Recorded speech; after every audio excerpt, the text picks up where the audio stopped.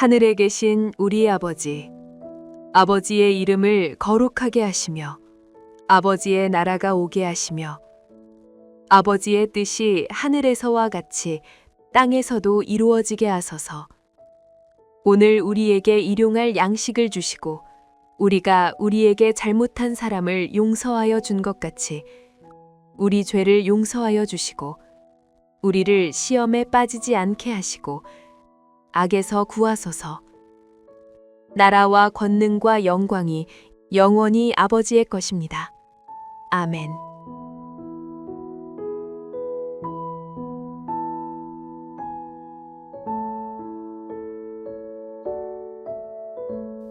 형제들아, 내가 너희에게 전한 복음을 너희에게 알게 하노니 이는 너희가 받은 것이요 또 그 가운데 선 것이라. 너희가 만일 내가 전한 그 말을 굳게 지키고 헛되이 믿지 아니하였으면 그로 말미암아 구원을 받으리라. 내가 받은 것을 먼저 너희에게 전하였노니 이는 성경대로 그리스도께서 우리 죄를 위하여 죽으시고 장사 지낸 바 되셨다가 성경대로 사흘 만에 다시 살아나사 게바에게 보이시고 후에 12 제자에게와 그 후에 500여 형제에게 일시에 보이셨나니 그 중에 지금까지 대다수는 살아있고 어떤 사람은 잠들었으며 그 후에 야고보에게 보이셨으며 그 후에 모든 사도에게와 맨 나중에 만삭되지 못하여 난 자 같은 내게도 보이셨느니라. 나는 사도 중에 가장 작은 자라. 나는 하나님의 교회를 박해하였으므로 사도라 칭함받기를 감당하지 못할 자니라. 그러나 내가 나 된 것은 하나님의 은혜로 된 것이니 내게 주신 그의 은혜가 헛되지 아니하여 내가 모든 사도보다 더 많이 수고하였으나 내가 한 것이 아니요 오직 나와 함께 하신 하나님의 은혜로라. 그러므로 나나 그들이나 이같이 전파하매 너희도 이같이 믿었느니라.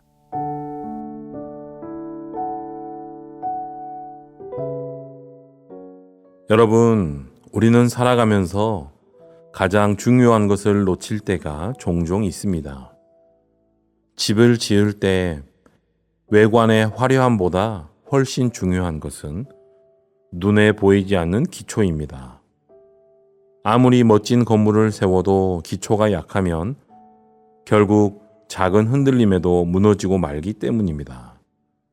그런데 사람들은 눈에 보이는 겉모습에는 온 마음을 쏟으면서도 정작 보이지 않는 기초에는 관심을 쏟지 못하는 경향이 있습니다. 우리의 신앙도 마찬가지입니다. 당시 고린도 교회는 겉으로 보기에는 매우 역동적이고 살아 움직이는 교회였습니다.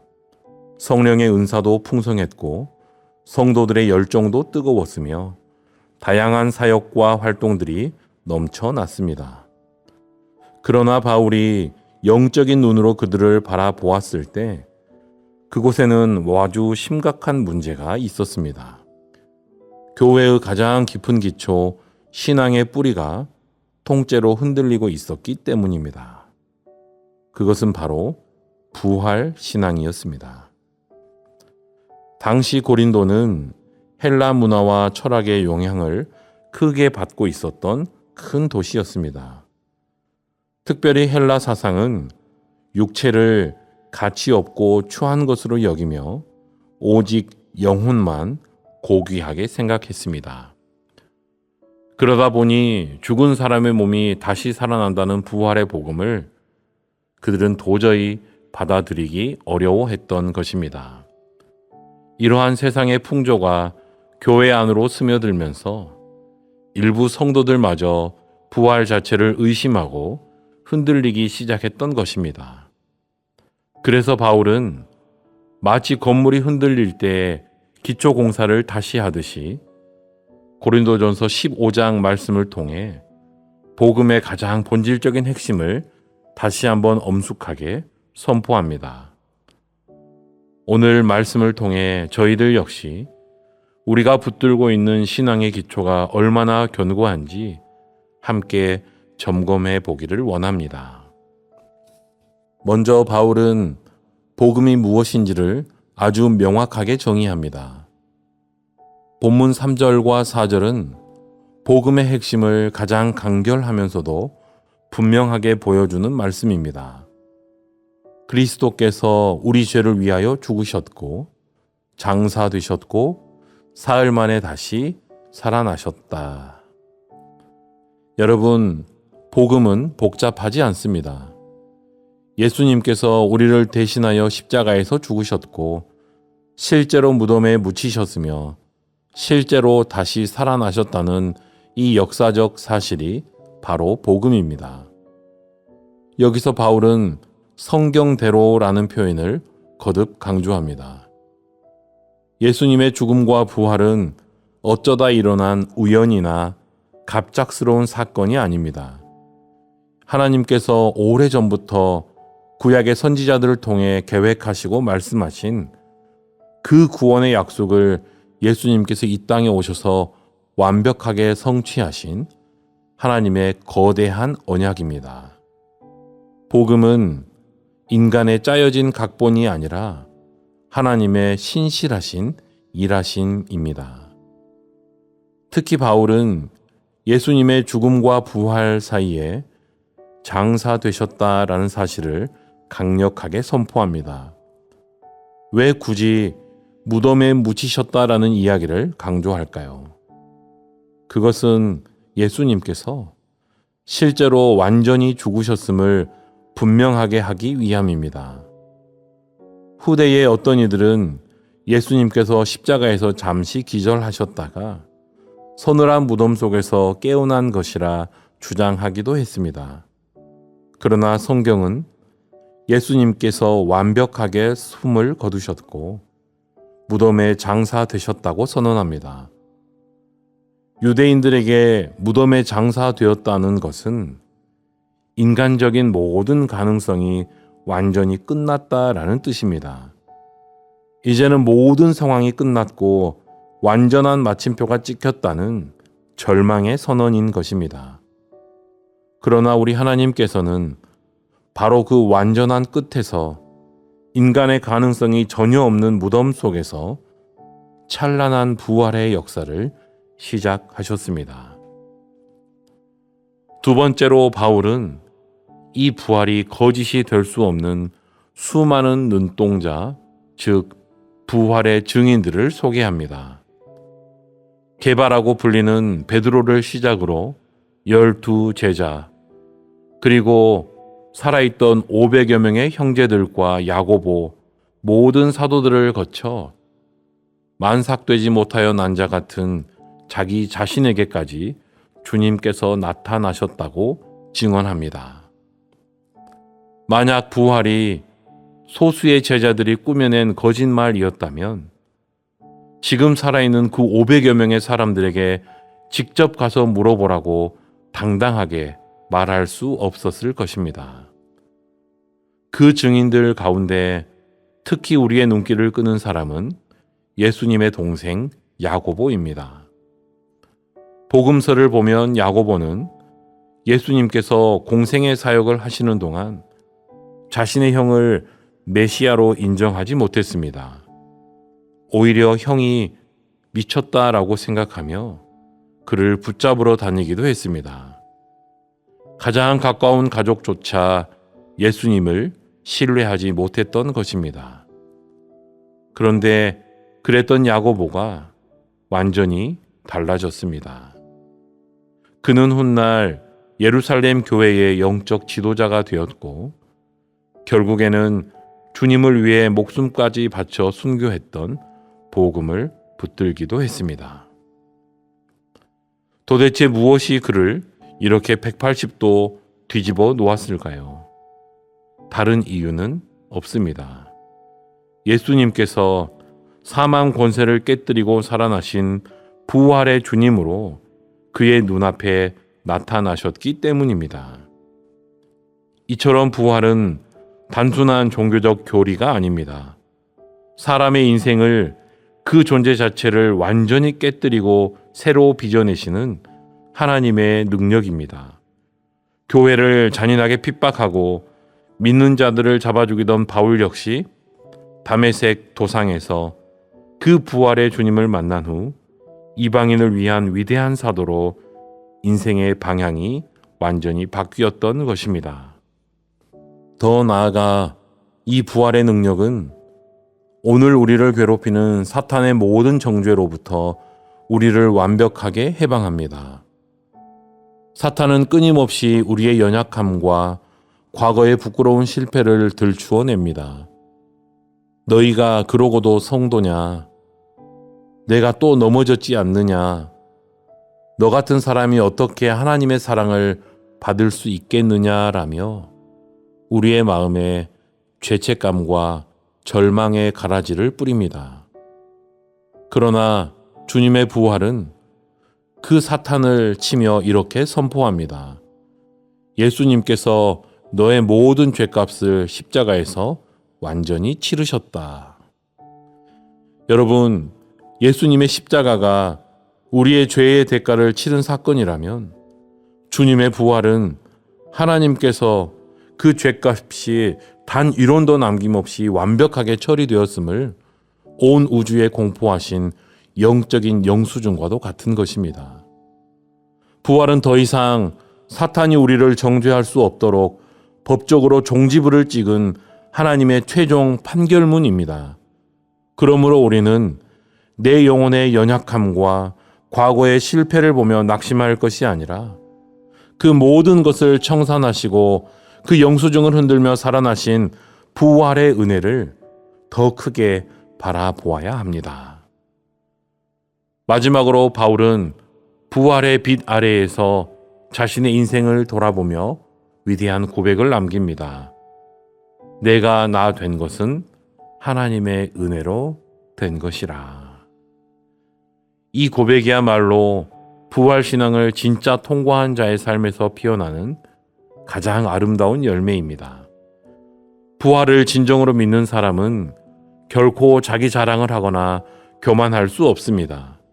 왜냐하면 내 모든 삶의 걸음이 오직 하나님의 전적인 은혜였음을 뼈저리게 깨닫게 되었기 때문입니다. 바울은 자신을 향해 사도 중에 가장 작은 자요, 교회를 박해했기에 사도라 칭함받기를 감당하지 못할 자라며 낮추고 또 낮춥니다. 그는 자신의 부끄러운 과거를 잊지 않았습니다.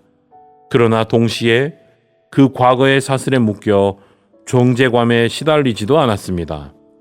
왜냐하면 주님이 부활하시며 부어주신 그 은혜의 크기가 자신이 과거에 저지른 죄보다 비교할 수 없이 훨씬 더 크고 깊었기 때문입니다.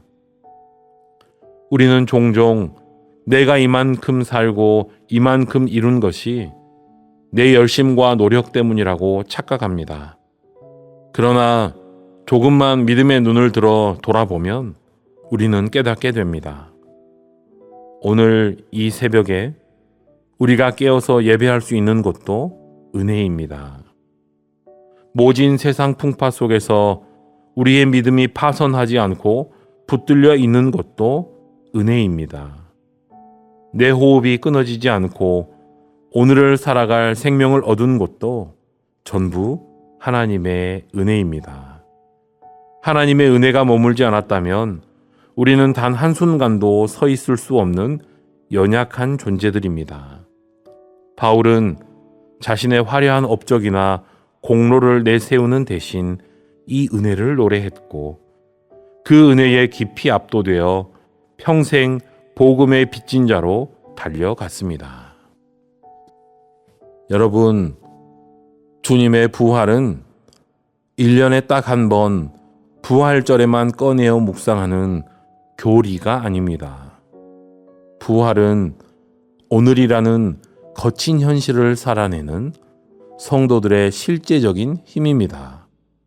모든 가능성이 끝나 묻혀버린 무덤 같은 상황 속에서도 다시 생명을 일으키시는 주님은 지금도 우리의 깊은 절망을 소망으로 바꾸십니다.